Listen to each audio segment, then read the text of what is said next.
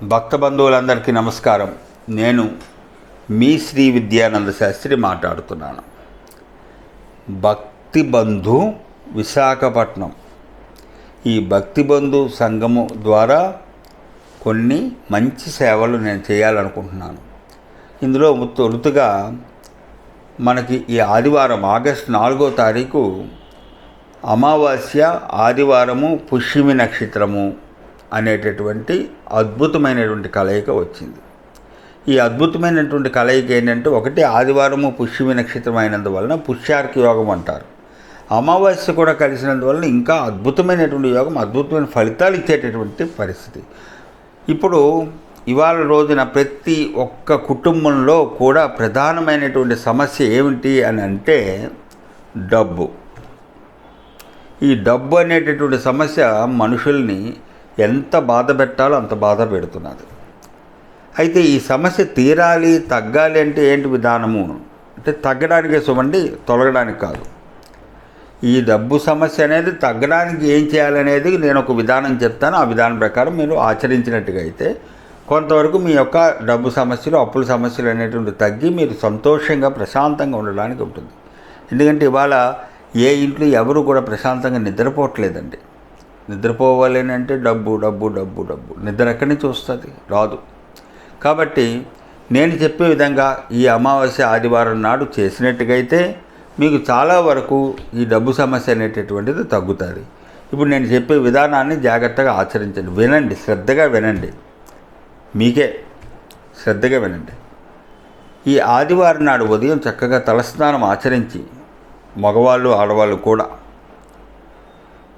ఒక పళ్ళెం తీసుకొని, రాగిది కానీ ఇత్తడిది కానీ వెండిది కానీ ఏదైనా సరే ఒక పళ్ళెం తీసుకొని దాని నిండా గరికపూస వేసి, దాంట్లో ధనియాలు ఎక్కువగా వేసి, దాని మీద పసుపు వేసి, దాని మీద శ్రీ యంత్రము కానీ లక్ష్మీదేవి ప్రతిమను కానీ ఉంచి అమ్మవారిని షోడశోపచార విధంగా అనిమాది అష్టసిద్ధ విధానంగా, అష్టదిక్కుల విధానంగా ఆవాహన చేసి, నేను ఇప్పుడు చెప్పబోయేటటువంటి మంత్రాన్ని మీ యథాశక్తి మీరు ఆ మంత్రాన్ని జపం చేసి, మీకు కుదిరితే పరవాన్నం కానీ, పాయసము కానీ, లేదా పటిక బెల్లం పాలు కానీ, తేనె కానీ నివేదన చేసి హారతి ఇచ్చిన తర్వాత ఆ ప్రతిమని తీసి, ఆ గరిక, పసుపు, ధనియాలు ఏవైతే ఉన్నాయో వీటన్నిటిని ఒక సంచిలో వేసి, మీరు డబ్బులు పెట్టుకునేటటువంటి బీరువాలో కానీ, లేకపోతే డబ్బులు పెట్టుకునేటటువంటి డబ్బాలో కానీ ఆ సంచిని ఉంచినట్టుగైతే రుణ బాధలు తొలగి, చీడ తొలగి మీకు ధన వృద్ధి జరిగేటువంటి అవకాశం ఉంటుంది. కాబట్టి ఇప్పుడు నేను చెప్పే మంత్రం ఏదైతే ఉందో దీనిని మాత్రం శ్రద్ధగా విని రాసుకోండి, నిర్లక్ష్యం చేయకండి.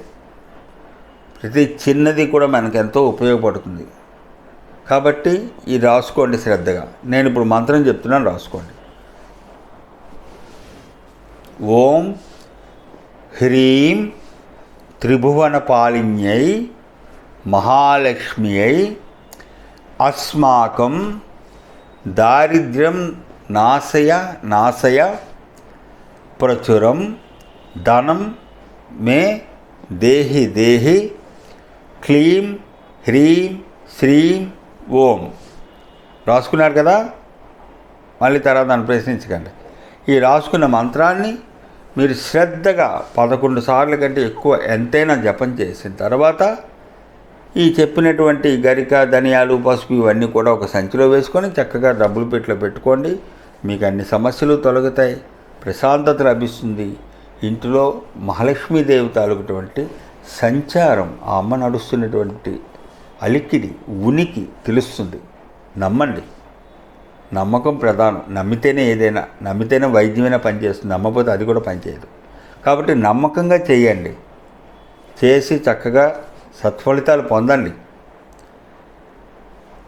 మంచిని ఆస్వాదించండి, మంచిని ఆహ్వానించండి, చెడుని పారద్రోలండి.